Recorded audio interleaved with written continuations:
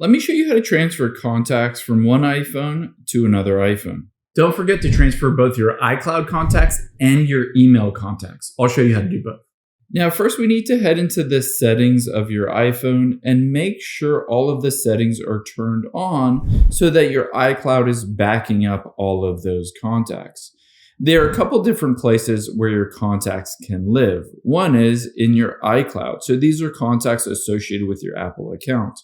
Make sure next to contacts here, you have turned that on. So if that's off, all you need to do is toggle it on. Now, after we've done that, let's get back out of here because you also need to check all of the contacts that are associated with your email accounts, like your Gmail accounts, etc. You'll have contacts associated with those.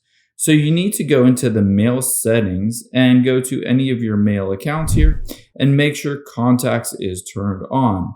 Now, on your new iPhone, all you need to do is sign into your email account here, and it will sync up all of those contacts for your email. And then also just sign into your Apple account, and it will sync up all of those contacts as well.